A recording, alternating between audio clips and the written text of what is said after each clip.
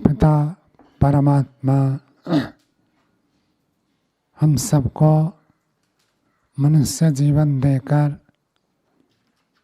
एक दिव्य अवसर प्रदान करते हैं, संपूर्ण दुखों से छूटकर नित्य आनंद को प्राप्त करने के लिए। ऋषियों के निर्देश, वेद का आदेश जितना जो व्यक्ति पालन करता है उतना ही दुखों से दूर होता है, सुख आनंद को प्राप्त करता है। आध्यात्मिक मार्ग में चलने के लिए अथवा यूं कहें आध्यात्मिक मार्ग में स्थिर रहने के लिए व्यक्ति को ईश्वर प्रणिधान करना अत्यंत आवश्यक होता है। जो व्यक्ति ईश्वर प्रणिधान करना जानता है, सीखता है, प्रयोग करने में समर्थ हो जाता है और दुनिया में किसी भी देश में रहे, किसी भी वेश में रहे, किसी भी हाल में रहे, अभाव में रहे, स्वभाव में रहे, धन से संपन्न हो, धन से रहित हो, विद्या से संपन्न हो, विद्या से रहित हो, लोगों का सहयोग प्राप्त हो, सहयोग प्राप्त न हो, किसी भी स्थिति में रहे, वो नित्य आनंद की अनुभूति करता है और अपने प्रति, अपने जीवन के प्रति, अपने आध्यात्मिक विश्वास के प्रति तो अड़िग रहता है। सब लोगों के साथ व्यवहार करते हुए वो सबसे पृथक रहता है। ये ईश्वर प्रणिधान केवल पढ़ने सुनने के लिए नहीं होता। जो व्यक्ति इसका जितने स्तर पर अभ्यास करता है वो उसका इतना ही लाभ उठा सकता है। कल भी हमने ईश्वर प्रणिधान के बारे में विचार किया था। सबसे पहले ईश्वर के स्वरूप को ठीक ठीक समझ जाना। यदि हम ईश्वर के स्वरूप को ठीक समझ जाते हैं तो ईश्वर प्रणिधान अच्छे स्तर पर हम कर सकते हैं।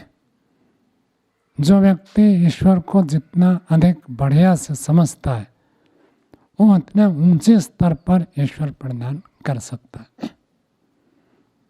ईश्वर प्रणिधान की शास्त्रीय परिभाषा कल आप सबके सम्मुख निवेदन किया था।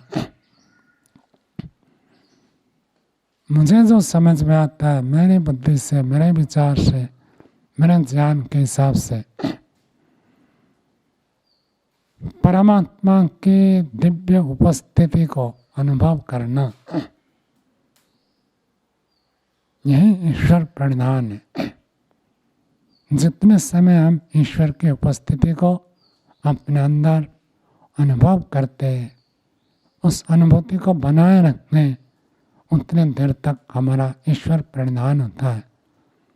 और जितनी देर, जितना समय, जितना काल हम ईश्वर की उपस्थिति को भूल जाते हैं उस समय हमारा संसार प्रणिधान होता है।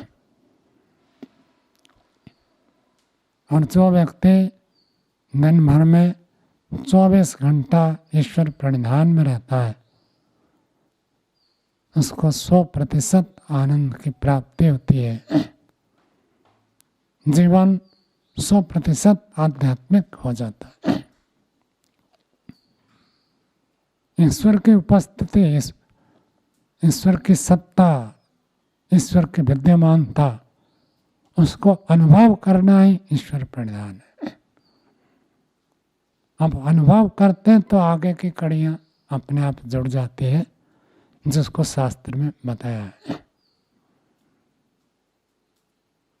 ये आस्तिकता कहिए अथवा आध्यात्मिकता का पहला सोपान है। प्रभु को अपने अंदर आत्मा में अनुभव करना, प्रभु के उपस्थिति को अनुभव करना।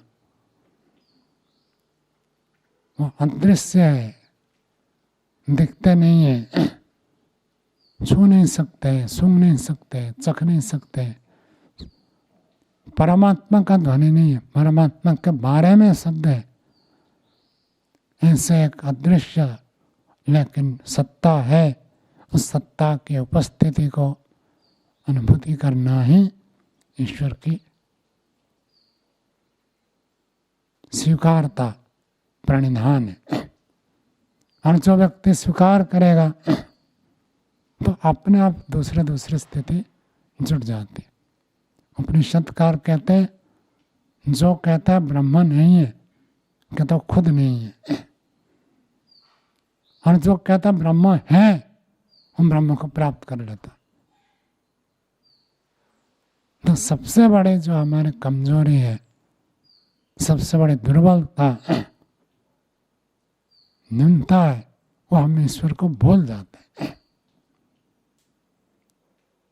और सारा जो शास्त्र पढ़ते हैं, आध्यात्मिक दिनचर्या से युक्त रहते हैं, उन सबका मुख्य उद्देश्य है कि ईश्वर की अनुभूति लगातार बनी रहे। शुरू में व्यक्ति को अभ्यास करना पड़ता है, और जब कुछ काल व्यक्ति अभ्यास करता है तो अपने आप यह स्वतः सिद्ध हो जाता है।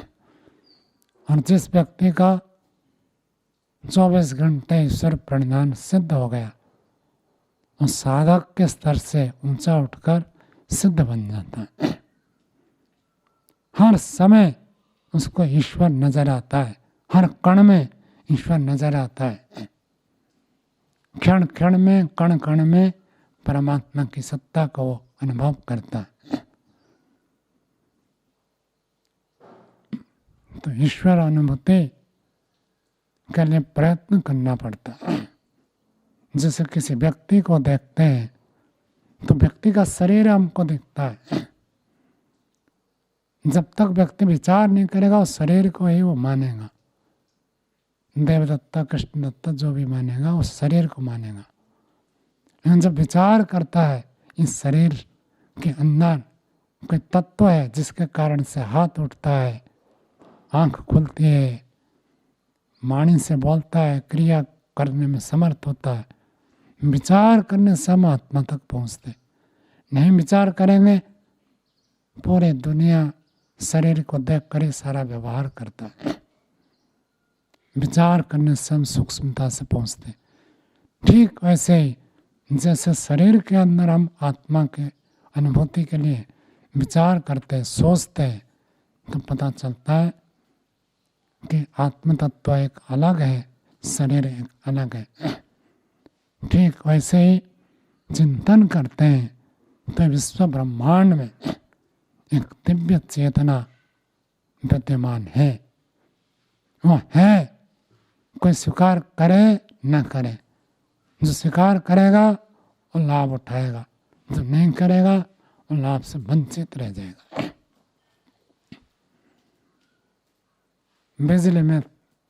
बिजली तार में है, कोई स्वीकार करता है तो उसके दुख से बच जाता है, नहीं स्वीकार करेगा, छुएगा, दुख भोगेगा। ठीक ऐसे ही परमपिता परमात्मा कण कण में विद्यमान है। उस चेतना की अनुभूति करना ये अभ्यास करने से होता है। अध्यात्म में यदि सबसे बड़ा कोई बाधक है, वो होता देहात्म बोध। अपने देह को ही मैं मान लेना, ये सबसे बड़ा बाधक होता है। और यह अपने आप नहीं हटता है। बार बार चिंतन, मनन, फिर निधिध्यासन करते हैं तो देह से हटकर आत्मबोध होता है। ठीक ऐसे ही एक अदृश्य चेतना, दिव्य चेतना सर्वत्र परिपूर्ण है, ऐसी अनुभूति सोचकर, विचार कर, चिंतन करके, ऋषियों के ऊपर विश्वास करके जब हम स्वीकार करते हैं तो ईश्वर प्रणिधान बनता है। हर कण में विद्यमान है, हर क्षण में विद्यमान है। इसी का अनुभव करना। और जो व्यक्ति इस अनुभव को क्रियात्मक रूप से अभ्यास में ले आता है, वो अध्यात्म मार्ग में दिन प्रतिदिन आगे आगे बढ़ता जाएगा।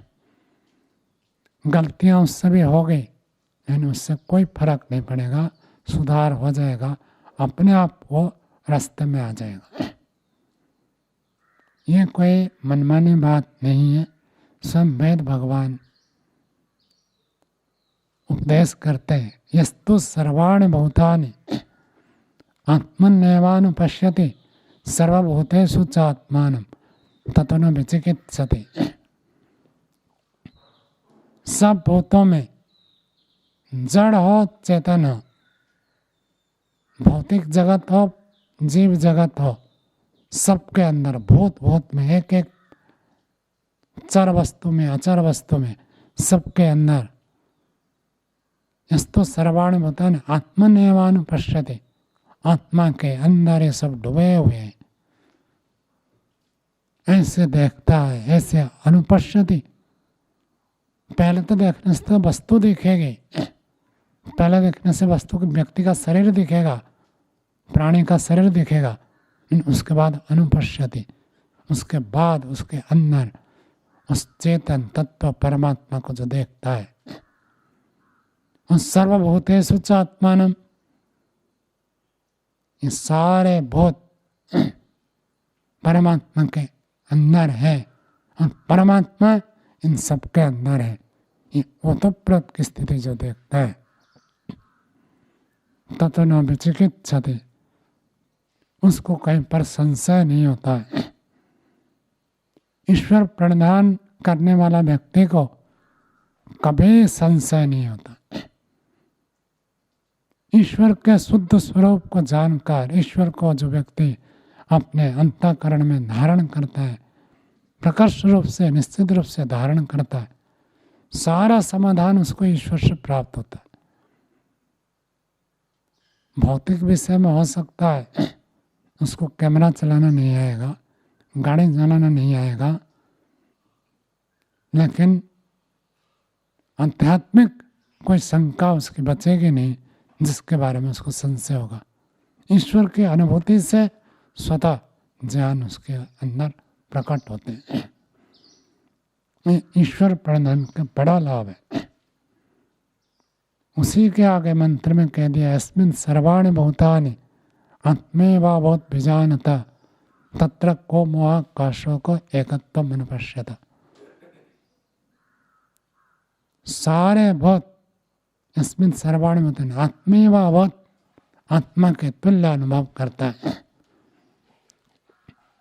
जैसे मेरी सत्ता है, मैं कभी न उत्पन्न हुआ हूं न कभी मेरा विनाश होगा। संसार के प्रत्येक पदार्थ ऐसे ही है। प्रकृति भी नित्य है, बस मिट्टी से पेड़ बन गया, पेड़ से फिर मिट्टी बन जाएगा, नष्ट कभी कुछ नहीं होता। सब जैसे आत्मा का अस्तित्व है, सब पदार्थों का अस्तित्व है, रूप बदलता रहता है, विनाश किसी का नहीं होता है, नया कुछ नहीं होता है, सबको आत्मवत अनुभव करता है। आत्मवत अनुभव हो गया तो फिर इसको कोई मोह नहीं होगा। आत्मा अविनाशी है, अविनाशी को अविनाशी समझ लिया, विनाशी को विनाशी समझ लिया। ईश्वर ही एकमात्र तत्व है जो कभी किसी प्रकार परिवर्तन को प्राप्त नहीं होते। उसको जो व्यक्ति अनुभव करता है उसको शोक भी नहीं होता, मोह भी नहीं होता। ईश्वर प्रणिधान से जब व्यक्ति युक्त है, शोक होगा ही नहीं, मोह होगा ही नहीं। शोक तब होता है जब कोई वस्तु हमारे खो जाए तो व्यक्ति शोकग्रस्त होता है, नष्ट हो जाए तो उसको पता चल गया आत्मा तत्व, तो उसको शोक नहीं होगा। मोह होता है जिस वस्तु को प्राप्त करने के लिए राग से युक्त होता है, इच्छा करता है। आत्म तत्व का ज्ञान हो गया, उस सदा मेरे पास है, उस बड़ी संपत्ति के होने पर बाकी सब उसके लिए तुच्छ हो जाता है। तो कभी वो फिर न शोकग्रस्त होता है न मोहग्रस्त होता है। लेकिन कौन होता है? बीजानता। महर्षि दयानंद ने तो यहाँ पर सन्यासी अर्थ किया है। विशेष ज्ञानी जो विशेष ज्ञान से युक्त है, सर्वत्र परमात्मा का परिदर्शन करता है, सर्वत्र परमात्मा की उपस्थिति को अनुभव करता है, वो शोक और मोह से अतिरिक्त अलग होता है। बाकी व्यक्ति तो शोक और मोह से युक्त होते ही है।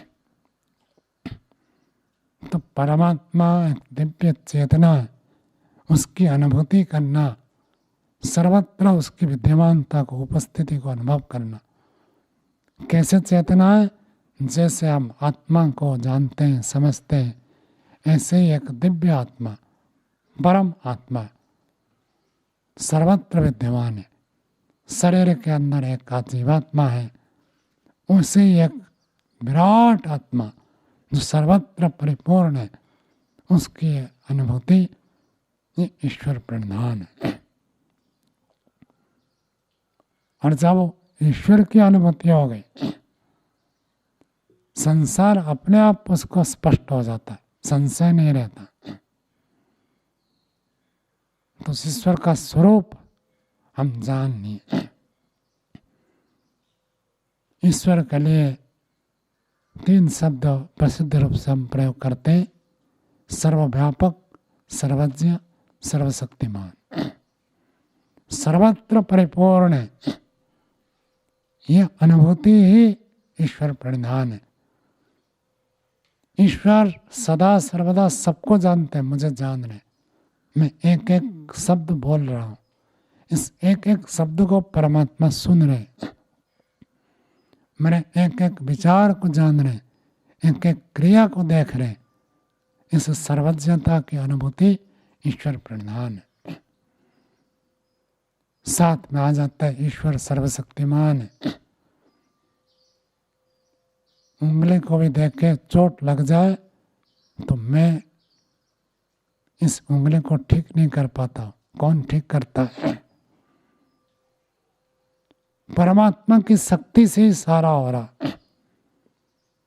सारा संसार प्रत्यक्ष और परोक्ष रूप से ईश्वर की शक्ति से संचालित है। हम जीवात्मा की शक्ति है बहुत तुच्छ है, नगण्य है, और हमारी शक्ति के लिए भी परमात्मा की शक्ति से बने हुए पदार्थ के बिना हमारी शक्ति किसी काम का नहीं है। हम एक तिनका भी नहीं बना सकते, तिल के एक दाना भी नहीं बना सकते, और एक तिनका पड़ा है, केवल जीवात्मा अपनी शक्ति से तिनका को भी पलट नहीं सकता। इतनी शक्ति जीवात्मा की है। जब ईश्वर परमात्मा हमको शरीर, मन, बुद्धि, इंद्रियां प्रदान करते, तब हम कुछ करने में समर्थ होते। तो ईश्वर की सर्वशक्तिमत्ता को अनुभव करना ये ईश्वर प्रणिधान है।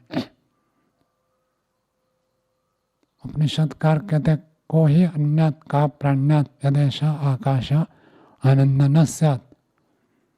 कौन सांस ले सकता है, कौन जीवित रह सकता है जिन्हें आनंद स्वरूप आकाश के तुल्य व्यापक परमात्मा न हो।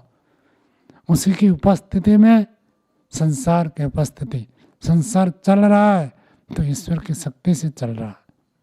मेरा जीवन चल रहा है तो ईश्वर की शक्ति से चल रहा है। कपड़ा पहनाऊं, ये ईश्वर की शक्ति से सृष्टि बनने के बाद उत्पन्न हुआ।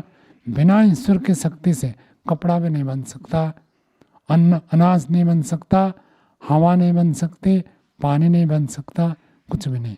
ईश्वर की शक्ति को सर्वत्र अनुभव करना ये ईश्वर प्रणिधान है। ये 3 तो बहुत प्रसिद्ध है: सर्वव्यापक, सर्वज्ञ, सर्वशक्तिमान हम अनुभव करते ही है। इसके साथ ईश्वर आनंद का भंडार है। परमात्मा के पास जो आनंद है वो नित्य आनंद है। संसार के सुख उसके सामने कुछ भी नहीं है, तुच्छ है, नगण्य है। ईश्वर का आनंद जो एक बार चख लेता है उसको संसार पर फीका फीका लगता है। अभी अभी दिवाली गई है, दिवाली में सबके घर में खूब मिठाई और विशेष भोजन होता है। अब जिसके पास इतना सब होता है, अब उसको सूखे चना खाने के लिए दें तो सूखे चने के प्रति वो आकृष्ट नहीं होगा। दिव्य भोजन प्राप्त हो जाए तो अदिव्य के प्रति क्यों आकृष्ट होगा। परमात्मा के दिव्य आनंद पहले हमको ऋषियों के बात पर विश्वास करके मानना पड़ता है। और जब मान जाते हैं फिर जान जाते हैं।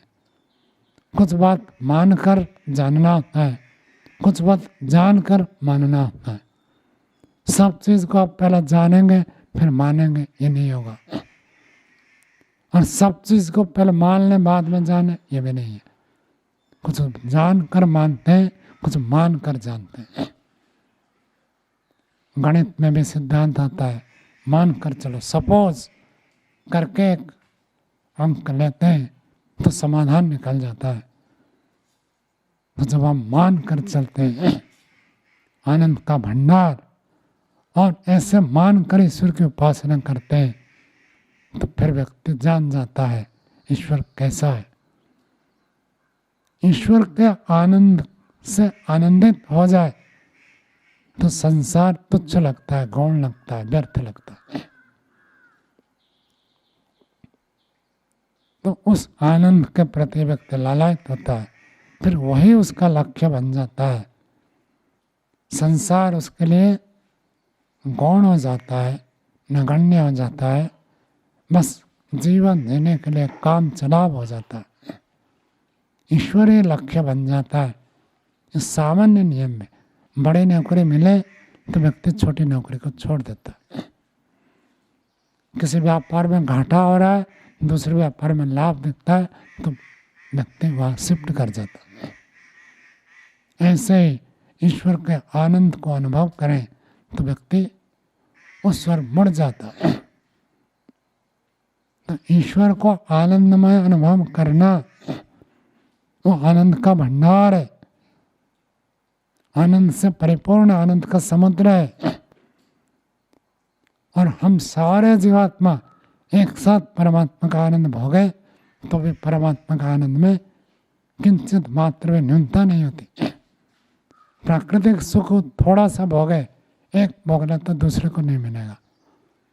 ये अनुभूति होती है आनंद का सागर। तो व्यक्ति परमात्मा के प्रति लालायित होता है तो उसी के साथ संबंध बनाए रखता है। ये ईश्वर परिधान है। ईश्वर दयालु है, परम दयालु है। माता पिता की दया हम प्रत्यक्ष अनुभव करते हैं। परमात्मा सबसे बड़ा दयालु है। हम थोड़ा सा भी प्रयत्न करते हैं, शुरू में तब व्यक्ति स्थिति को प्राप्त नहीं कर पाता है, लेकिन यदि वो श्रद्धा पूर्वक प्रयत्न करता है, एक कदम आगे बढ़ाता है, तो जैसे माता पिता उंगली पकड़कर बच्चे को खड़ा कर देते हैं, चलाना सिखाते हैं, दौड़ना सिखाते हैं, तो हम यदि थोड़ा सा प्रयत्न करते हैं तो परमात्मा दया का भंडार है। वो अपने अमृत पुत्र को कुलाग्रत करने के लिए तत्पर रहता है, अपने गोदी में बैठाने के लिए तत्पर होता है। प्रयास करे तो परमात्मा का दया प्राप्त हो जाता है। और दया की प्राप्ति हो तो व्यक्ति की श्रद्धा बढ़ जाती है, अनन्य श्रद्धा हो जाती है। ये अनन्य श्रद्धा हो जाना, परमात्मा की दया को जीवन में कण कण में क्षण क्षण में अनुभव करना, सामान्य दया सबके ऊपर है, विशेष दया योगाभ्यासी के ऊपर, साधकों के ऊपर होता है। यह आत्मदा बलदा यस्य विषय उपासते प्रशिषम यस्य देवा, देवता लोग, विद्वान लोग उसके अनुशासन में रहते हैं तो विशेष कृपा उनके ऊपर होती है।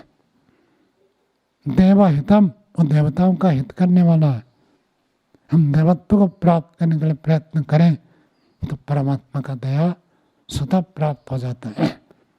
उस दया की अनुभूति और उसी में अपने जीवन को संचालित करना, ये ईश्वर प्रणिधान है। जहाँ परमात्मा दयालु है वहाँ परमात्मा न्यायकारी भी है। परमात्मा का न्याय सर्वत्र विद्यमान है। हम यदि बहिर्मुखी बनेंगे तो ईश्वर संसार को बनाया भोग और अपवार के लिए। भोगोन्मुख कोई होता है, बहिर्मुखी होता है, इंद्रियों के विषयों के प्रति लालायित होता है, तो उसी की स्थिति बनेगी। प्रारंभ में साधक को, योगाभ्यासी को जो ईश्वर प्रणिधान करना चाहता है, प्रयत्न पूर्वक अंतर्वृत्तिक बनना पड़ता है। और अंतर्वृत्तिक बनने का अभ्यास हो गया तब फिर उसको कोई समस्या नहीं रहती है। लेकिन सबसे पहले ऋषियों के बात को स्वीकार करके, अनुभव करके बाह्य वृत्ति को छोड़कर अंतर्वृत्तिक बनना होता है। अंतर्वृत्तिक हो जाए तो ईश्वर के साथ संबंध हो जाता है। वृत्ति का अर्थ होता विचार, वृत्ति का अर्थ होता ज्ञान, वृत्ति का अर्थ होता है चित्त का व्यापार, चित्त का व्यवहार। चित्त में यदि हम बाहर के विषय में ही सोचते रहेंगे तो ईश्वर प्रणिधान नहीं बनता है, स्थिति बनती नहीं है, कनेक्शन जुड़ता नहीं है। तो प्रारंभ में तो इंद्रियों को बंद करके ही अभ्यास करना पड़ता है। अंतर्वृत्तिक हो गया तब फिर ईश्वर के साथ संबंध जुड़ गया। अब उसके बाद वो किसी भी स्थिति में कर सकता है। शुरू में जो ईश्वर प्रणिधान करना चाहता है, शांत एकांत स्थान में बैठे, आंख बंद कर दे और परमात्मा की अनुभूति करने का प्रयत्न करें। उसमें शब्द प्रमाण बहुत काम आता है, लेकिन उसको अनुभव के स्तर पर लेना है। केवल शब्द के स्तर पर रहे तो ईश्वर प्रणिधान की स्थिति नहीं बनती है। जब शाब्दिक स्तर से हटकर हम आंतरिक स्तर पर प्रवेश करना चाहते हैं तो धीरे धीरे स्तर बढ़ता है। वह स्तर व्यक्ति के ज्ञान में ज्ञान और पुरुषार्थ के ऊपर निर्भर करता है। जितना उसके पास ज्ञान में ज्ञान है और जितना वो पुरुषार्थ करता है उसके आधार पर उसका ईश्वर प्रणिधान का स्तर बनेगा। तो उसके लिए शांत एकांत स्थान प्रारंभ में बहुत अनुकूल होता है। हम जब इसलिए हम सुबह जागते ही मौन का विधान है। 4 बजे जागते हैं, 7 बजे तक हवन में आते हैं, तो 4 से 7 बजे तक, 6:30 7 बजे तक मौन रहते हैं। उस समय सबसे बढ़िया समय ईश्वर प्रदान करने के लिए। पेट भी खाली रहता है और दिमाग भी खाली रहता है। तो जिस चीज को धारण करेंगे उसका बढ़िया से धारण होता है। रात को सो जाते हैं, पिछले दिन के सब वृत्ति विचार बंद हो जाते हैं। सुबह जागते हैं, ईश्वर के साथ संबंध बनाते हैं, मौन रहते हैं, किसी से बात नहीं करते, तो अपने चिंतन में हमको बड़ी सहायता मिलती है। और सुबह का समय सबसे बढ़िया ईश्वर प्रदान के लिए, नया योग बेसिकली। पुराना व्यक्ति तो कहीं भी जाए कर देगा। अब उसके बाद झाड़ू लगाते हैं, कपड़ा धोते हैं, बर्तन धोते हैं, स्थूल कार्य व्यायाम करते हैं, इन कार्यों में करते समय ईश्वर की उपस्थिति को अनुभव करने का प्रयत्न करना चाहिए। जब स्थूल कार्य में अनुभव हो जाए तब फिर सूक्ष्म कार्य में करना है। गाड़ी चलाते हुए नहीं करना है, वो सूक्ष्म कार्य है, उसमें मस्तिष्क को उधर रखना पड़ता है। पठन पाठन जहाँ पर बुद्धि से विचार करना पड़ता है वहाँ ईश्वर प्रणिधान को बनाए रखना कठिन होता है। जहाँ बुद्धि का काम नहीं है अथवा बहुत कम है वहाँ ईश्वर प्रणिधान के लिए पूर्ण अवसर मिलता है। तो पहले शांत एकांत में करें, फिर जब स्थूल कार्यों को करते, चलते फिरते, वॉकिंग कर रहे हैं, भ्रमण कर रहे हैं, ईश्वर प्रणिधान बढ़िया से कर सकते। कपड़ा धोने, स्नान कर रहे हैं, शरीर की शुद्धि कर रहे हैं, बहुत बढ़िया से ईश्वर प्रणिधान कर सकते हैं।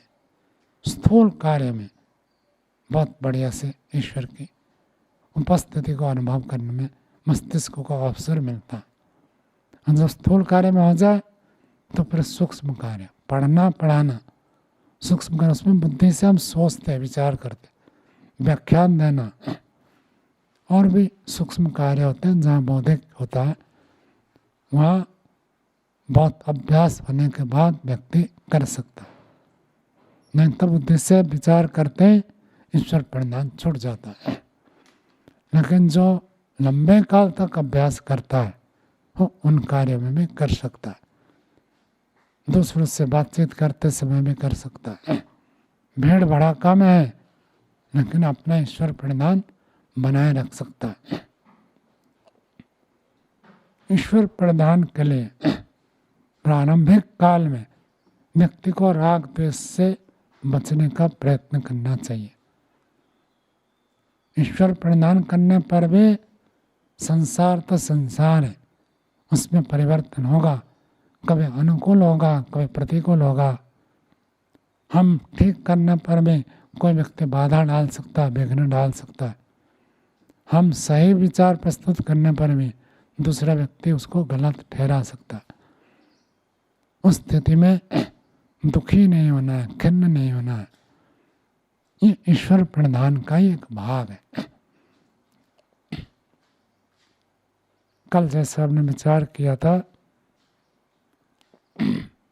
सब द्रव्य ईश्वर का है, सब कर्म ईश्वर की आज्ञा के अनुसार करना है, ईश्वर प्राप्ति को लक्ष्य बनाना है और ईश्वर की उपस्थिति में सब कर्म कर रहा हूँ ऐसी अनुभूति करना।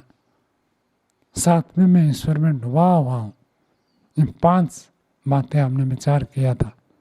उसके साथ ये बात भी जुड़ी रहती है, तस्मिन् परम गुरु सर्वकर्म अर्पणम, उस परम गुरु परमात्मा में सब कर्म को समर्पण कर देना, अर्थात स्वयं अस्वस्थ हो जाना। मैंने यदि कुछ पाप किया तो उसका फल तो भोगना ही पड़ेगा, उसके लिए चिंता करने की जरूरत नहीं है। जो कर लिया उसका तो भोगना पड़ेगा। ईश्वर न्यायकारी भी है। मैंने गलत नहीं किया, दूसरा व्यक्ति अन्याय कर रहा है, पक्षपात कर रहा है, बाधा डाल रहा है, ईश्वर उसका न्याय करेंगे, मुझे उसके लिए चिंतित होने की आवश्यकता नहीं है। कर्म फल के प्रति पूर्ण आश्वस्त हो जाना, यही ईश्वर को सब कर्म समर्पण कर दिया। मैंने तो कर्म कर दिया, जो ईश्वर का आदेश था उसके अनुसार किया, जैसे ऋषियों ने निर्देश किया उसके अनुसार किया। अब इसका फल क्या मिलेगा, कब मिलेगा, कैसे मिलेगा, कहाँ मिलेगा, मुझे उसकी चिंता नहीं करनी। तो ईश्वर का काम है। पूर्ण आश्वस्त हो जाना ये ईश्वर प्रणिधान का ही भाग है। दूसरा कुछ करता है, हम हमारा दायित्व है, कर्तव्य है, समझा दिया, मान जाए ठीक, नहीं माने तो ये ईश्वर का काम है, ईश्वर करेंगे, मुझे नहीं है। और मैंने जो पाप कर दिया उसके लिए भी ग्लानि पश्चाताप प्रायश्चित होकर उसके लिए बेचैन होने की जरूरत नहीं है। जो किया है वो तो भोगना ही पड़ेगा, भोग तो मिलेगा ही, तो उसके लिए कोई चिंता नहीं। जब उस पाप कर्म का फल कट जाएगा, फिर पुण्य अभी कर रहे हैं तो पुण्य का फल मिलेगा। और जो मैं ईश्वर प्रणिधान कर रहा हूँ, ईश्वर के प्रति समर्पित हो रहा हूँ, ये भावना, ये संस्कार तो मेरा रहेगा ही। कितने भी जन्म जन्मांतर पार हो जाए, जो हमने संस्कार बनाया वो संस्कार फिर मनुष्य जन्म में आकर उभर कर आएंगे, फिर ईश्वर प्रणिधान करेंगे। इसी जन्म में यदि पूरा नहीं हुआ, अगले जन्म में फिर करेंगे। तो पूर्ण आश्वस्त हो जाता है, उसके लिए चिंता नहीं रहती है, मुक्त हो जाता है। इसी को कहते हैं ईश्वर प्रणिधान। भगवान सबके प्रति समान है, किसी के प्रति पक्षपात नहीं करते। मेरा कर्म का फल मुझे अवश्य प्रदान करेंगे। संसार कर्म का फल नहीं देगा, संसार में तो कर्म का परिणाम आएगा, फल तो परमात्मा देंगे। वो हमारे को ठीक जानते हैं, उनसे कभी गलती नहीं होती। ये जो ईश्वर के बारे में दृढ़ विश्वास होकर कर्म के प्रति निश्चिंत हो जाना, ये ईश्वर प्रणिधान का ही भाग है। और फल संन्यास, मानो कर्म करते हुए किसी ने सकाम भावना से कर्म किया था, अब पता चला कि नहीं, जीवन का लक्ष्य तो ये नहीं है। पहला कर्म उसके हिसाब से किया था, बाद में तो पता चला कि भाई जीवन का लक्ष्य तो ये है। कर्म करते हुए इच्छा हुई थी कि मैंने इतना दान दिया, पुण्य किया, मेरा नाम लिखना चाहिए। बाद में पता चला जब नाम लिखा जाएगा पुण्य घट जाएगा, तो बाद में संन्यास, नहीं मुझे नहीं चाहिए, मेरा नाम लिखने की जरूरत नहीं है। ये ईश्वर प्रणिधान है। कर्म करते समय यदि कर लिया निष्काम भाव से, तब तो बहुत अच्छा है। करते समय सकाम भावना से कर लिया तो बाद में भी उसको हम त्याग कर सकते। अब दूसरे व्यक्ति ने अपनी इच्छा से नाम लिखता है, प्रशंसा करता है, वो उसके अधीन है। हमने यदि इच्छा की तो हमारा पुण्य घटेगा, हमने इच्छा नहीं की, भगवान के ऊपर छोड़ दिया, मैं तो ईश्वर प्राप्ति के लिए कर रहा हूँ, तो फिर उसका फल संन्यास हो गया। ये ईश्वर प्रणिधान है।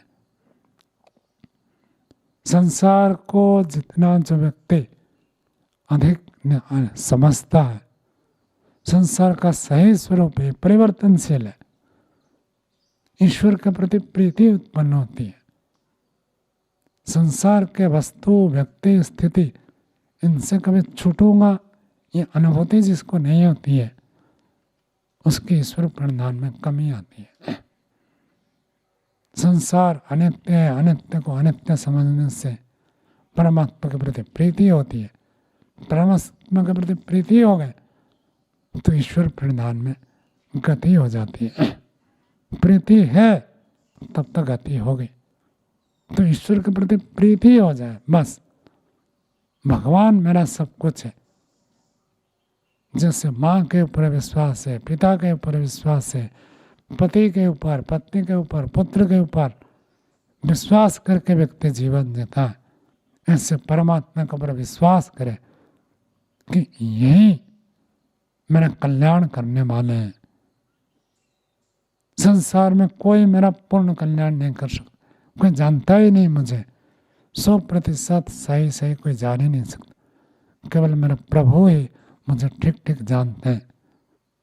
ऐसे जब विश्वास हो जाता है और वही मुझे ठीक रास्ते पर पहुंचाएंगे, वही मुझे ठीक मार्ग प्रदर्शन करेंगे, तो व्यक्ति का ईश्वर प्रणिधान स्वतः सिद्ध हो जाता है।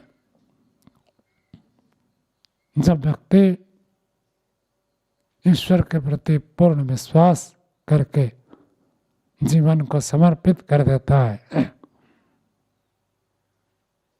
जितने में सब ऋषि मुनि सिद्ध पुरुष हुए सब इसी प्रकार जीवन जिए, फिर वो अपनी इच्छा से कुछ नहीं करते।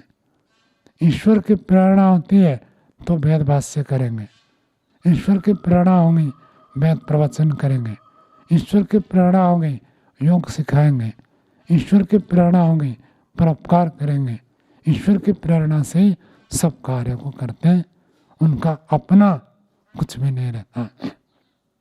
और ईश्वर, जो व्यक्ति ईश्वर के प्रति पूर्ण विश्वस्त होता है, ईश्वर के प्रति पूर्ण समर्पित हो जाता है, ईश्वर प्रत्येक दिन उसी को प्रेरित करते हैं और ईश्वर की प्रेरणा से वो कार्य करता है। ना किसी द्रव्य को अपना मानता है, न किसी कर्म को अपना मानता है, न किसी उपलब्धि को अपना मानता है। सब कुछ परमात्मा का ही, इसी भाव में वो जीवन जीता है तो वो व्यक्ति जीवन मुक्त हो जाता है। ईश्वर प्रणिधान है जहाँ हमको समाधि तक पहुँचाता है, वही ईश्वर प्रणिधान हमको मुक्ति तक पहुँचा देता है। यही हमारे लिए अत्यंत उपयोगी है। आध्यात्मिक मार्ग में प्रगति करने के लिए सबसे बड़ा साधन यदि कुछ है तो वो है ईश्वर प्रणिधान।